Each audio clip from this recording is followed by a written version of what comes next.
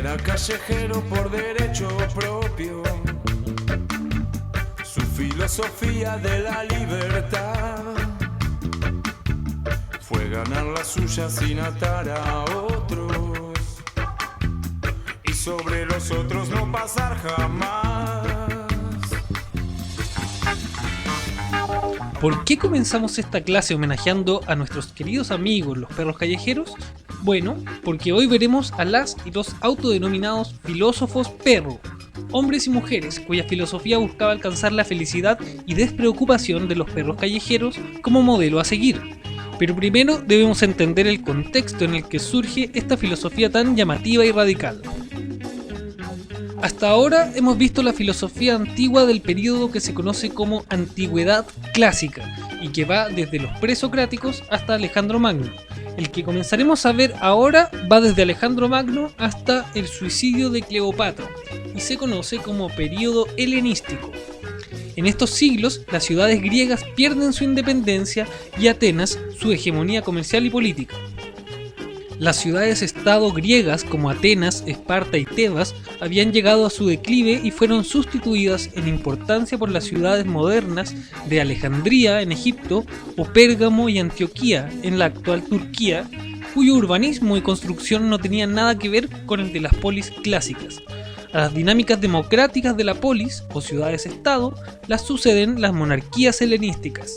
Hay una situación continua de inestabilidad política, se acentúan las diferencias entre clases sociales y el mundo clásico de la época de Sócrates desaparece para siempre, dando lugar a una época en permanente crisis valórica y política. Este periodo inestable también se caracteriza por la ausencia de una gran verdad que le dé sentido al mundo, como podría ser una gran religión o una gran filosofía. En este contexto de cambios en los valores morales y de comienzo de una cultura más cosmopolita es que emergen las filosofías helenísticas. Hoy veremos una de las más interesantes filosofías de aquella época, la de las filósofas y filósofos perro o cínicos, del griego kino, perro, denominación atribuida a su sencilla forma de vivir. La escuela cínica fue fundada en la segunda mitad del siglo IV a.C. El griego Antístenes fue su fundador y Diógenes de Sinope uno de sus filósofos más reconocidos. Reinterpretaron la doctrina socrática considerando que la civilización y su forma de vida eran un mal y que la felicidad venía dada siguiendo una vida simple y acorde a la naturaleza. Para la filosofía cínica, el ser humano lleva en sí mismo ya los elementos para ser feliz, y conquistar su autonomía sería el verdadero bien. De ahí el desprecio a las riquezas y a cualquier forma de preocupación material. La persona con menos necesidades sería más feliz y más libre. Figuran en esta escuela, además de los ya citados, Crates de Tebas, discípulo de Diógenes, e Hiparquia, una de las primeras filósofas de las que tenemos registro. Quienes pertenecían a la escuela cínica eran famosos por sus excentricidades y por la composición de numerosas sátiras o diatribas contra la corrupción de las costumbres y los vicios de la sociedad griega de su tiempo, practicando una actitud muchas veces irreverente, la llamada anaideia. Anaideia es una palabra griega cuyo significado es desvergüenza, provocación o irreverencia. Una idea central en el pensamiento cínico es la de que la felicidad se encuentra en la naturaleza, mientras que la vida en sociedad, bajo las normas sociales como los modales, andar vestidos, no decir todo lo que pensamos, etc., serían una aberración por ser antinaturales. La principal crítica de esta filosofía es contra la hipocresía de las normas sociales. Como ya señalamos, el fundador de la escuela cínica fue Antístenes, uno de los filósofos más relevantes de su época, discípulo directo de Sócrates. Tuvo a su vez una influencia decisiva en algunas de las escuelas que se formaron en este periodo, tanto por sus teorías como por su actitud y su forma de vida. Antístenes nació en Atenas entre los años 450 y 445 a.C. y murió en el año 366 a.C. Su padre fue ciudadano ateniense y su madre una esclava tracia. Este mestizaje le impedía conseguir la ciudadanía ateniense, pero no parece haberlo importunado demasiado. Su andadura filosófica comenzó como discípulo del famoso sofista Gorgias, quien, como todo sofista, cobraba por enseñar, por lo cual se puede deducir que Antístenes gozaba de una buena situación económica. En este mismo tiempo se inició también en los misterios órficos. Sin embargo, su principal aprendizaje fue con Sócrates, de quien se hizo discípulo y amigo hasta la muerte de este. Antístenes estuvo presente en la muerte de Sócrates mientras discutían sobre la inmortalidad del alma y esperaban a que llegara el momento de venir la cicuta. La tranquilidad del viejo maestro en esos decisivos momentos causó una profunda impresión en todos los que estaban allí presentes. Probablemente esto influyera en la insistencia posterior de Antístenes en la ataraxia. Ataraxia en griego significa ausencia de turbación. Es la disposición del ánimo gracias a la cual una persona, mediante la disminución de la intensidad de pasiones y deseos que puedan alterar el equilibrio mental y corporal, y la fortaleza frente a la adversidad, alcanza este equilibrio y finalmente la felicidad. La ataraxia es, por tanto, tranquilidad, serenidad e imperturbabilidad en relación con el alma, la razón y los sentimientos. Un día, Antístenes decidió prescindir de todo lo que consideraba superficial y fundar su propia escuela. Lo hizo en un gimnasio en las afueras de Atenas llamado Sinosarges, que quiere decir perro blanco. El cambio fue tan radical que se manifestó también externamente. Comenzó a vestir un manto, un saco y un bastón, indumentaria que se convirtió en el uniforme del cínico. Se despojó de todo lo que no podía llevar encima, con la intención de liberarse de los caprichos de la fortuna y regir su propio destino. El objetivo de todo esto es alcanzar la felicidad y las virtudes del ser humano, y esto se consigue si uno depende solo de sí mismo, desapegado de todas las posesiones materiales. Lo fundamental para el cínico es la autarquía, es decir, la independencia de todo condicionamiento exterior, y la autosuficiencia que puede aprenderse pero que requiere un gran esfuerzo. Atrás queda todo aquello que considera que ya no es propio del sabio, la familia, el dinero, la fama y sobre todo sus antiguos pensamientos. En cierta ocasión afirmó que la mayor dicha es, sin duda, morir feliz. Antístenes vivía según su propia ley, la que él mismo eligió para sí. Las leyes establecidas y las convenciones sociales no eran importantes para este sabio, que, como todos los cínicos, despreciaba las normas sociales, las instituciones, las costumbres y todo lo que representa una atadura para el ser humano. Predicaba una vuelta a la naturaleza como medicamento a la domesticación social y cultural que se imponía en las ciudades. Poseía una amplia cultura y escribió numerosos libros, de los cuales actualmente tan solo se conservan 2 breves fragmentos. Sin embargo, el cínico más célebre no es el fundador de la escuela, sino Diógenes de Sinope. Nació evidentemente en Sinope, de donde fue desterrado. Forzado por estas circunstancias, deambuló por Esparta, Corinto y Atenas. En esta ciudad frecuentó el Sinosarges y se hizo discípulo de Antístenes. Optó por llevar una vida austera y adoptó la indumentaria cínica igual que su maestro. Desde sus comienzos en Atenas mostró un carácter apasionado, puso en práctica de una manera radical las teorías de su maestro Antístenes, llevó al extremo la libertad de palabra, y su dedicación fue criticar y denunciar todo aquello que limita al ser humano, en particular las instituciones. Propuso nuevos valores contrarios a la moral de quienes viven en las ciudades, y se enfrentó constantemente a las normas sociales. Se consideró cosmopolita, es decir, ciudadano del mundo, y declaró que en cualquier parte que se encuentre el cínico, esta será su casa, y reconoce esto mismo para todos los demás, considerando así que el mundo es de todos, y que, por lo tanto, sería ridículo el sentirse identificado con alguna ciudad o país en particular.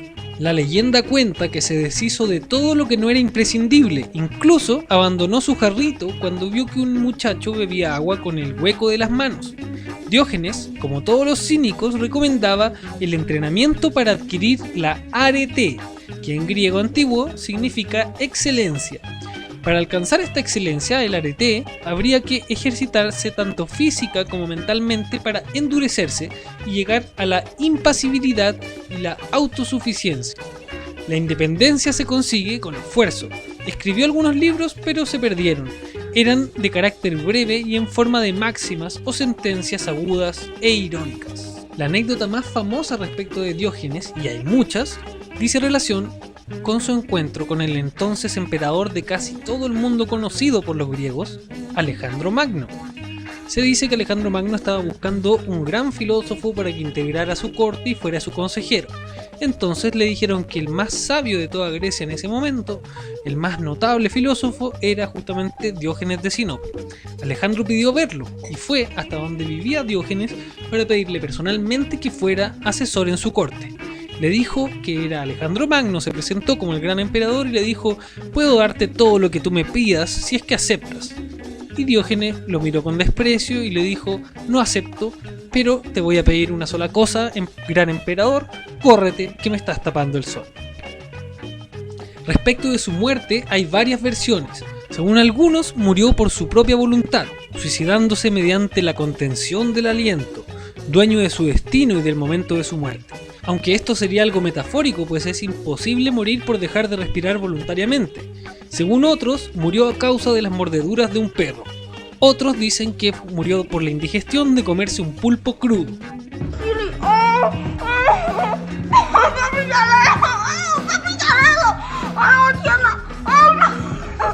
Otra notable representante de la escuela cínica es la filósofa Hiparquia, una de las primeras mujeres filósofas de las que existen registros. Como podrán imaginarse, no era nada de fácil ser mujer filósofa en aquellos tiempos de hombres, en una cultura absolutamente patriarcal, donde solamente se concedía al hombre el privilegio de la razón y la sabiduría. Se cuenta que en una ocasión, estando en un banquete en la casa de Lisímaco, Hiparquia se enfrentó a Teodoro el Ateo, dado que éste no estaba de acuerdo con que una mujer se dedicara a la filosofía y mucho menos que fuera a sus reuniones, olvidando sus supuestos deberes domésticos.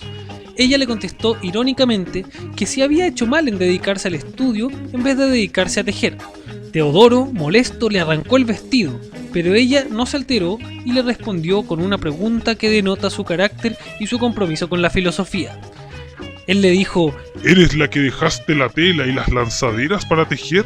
Y ella le contestó: Sí, esa soy yo. ¿Acaso te parece que he hecho mal en dedicarme a la filosofía y a estas grandes ciencias en vez de perder mi tiempo tejiendo estas frágiles telas? En definitiva, la orientación moral de los cínicos estuvo al servicio de una vida ascética y que despreciaba los bienes materiales. El sabio cínico busca solo la virtud y no desea los bienes ni placeres mundanos.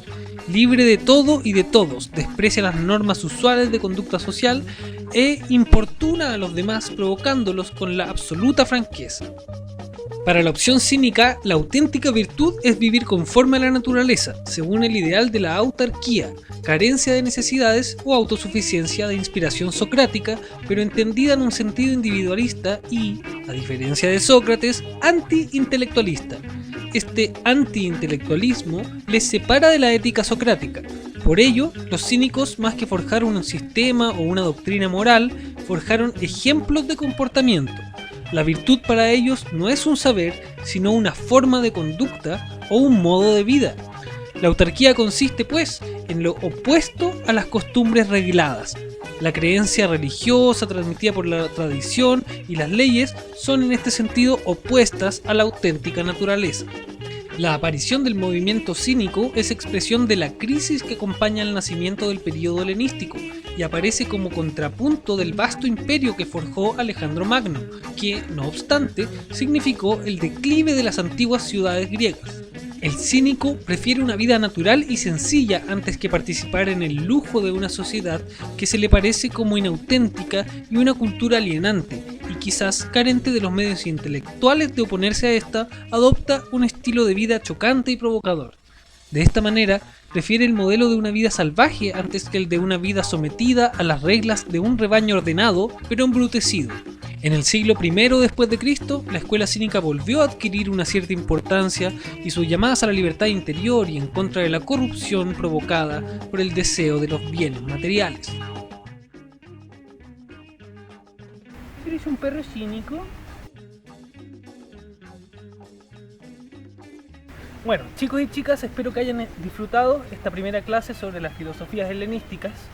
La filosofía cínica siempre ha fascinado históricamente a los historiadores de la filosofía y a los historiadores en general porque al parecer sería una corriente bastante atípica, va totalmente contra las normas sociales. Por eso que yo en el video en algún momento lo comparé con el punk, porque también muchas veces se ha sugerido que los cínicos eran una especie de dadaístas o de punks o de punkis de la antigüedad. Bueno, en fin, lo que quiero que reflexionen para el escrito de las próximas semanas dice relación con este tema central de la filosofía cínica, que piensa que vivir en sociedad y las normas sociales que son requeridas para poder vivir con otros seres humanos serían una aberración, que nos enferman, que nos hacen ser cínicos, pero en el sentido que nosotros ocupamos la palabra cínico, que es al revés de la filosofía cínica. O sea, nosotros decimos cínico cuando alguien nos dice lo que piensa. Los cínicos, por el contrario, decían y hacían todo lo que querían y pensaban. Entonces, quiero que hagan una reflexión referente a esta idea de que la vida en sociedad, los modales, la moral y las normas sociales serían una aberración, serían algo que enferma al ser humano, mientras que lo que nos mantiene saludables, lo que nos acerca a la felicidad, sería ser como los perros. No preocuparse por los modales, ni por andar vestidos, ni por el qué dirán, sino que actuar con naturalidad, como esta preciosa perrita, la negra, la Trini. Cariños. Aunque fue de todos, nunca tuvo un dueño que condicionara su razón de ser. Libre como el viento era nuestro perro, nuestro hoy de la calle que lo vio nacer.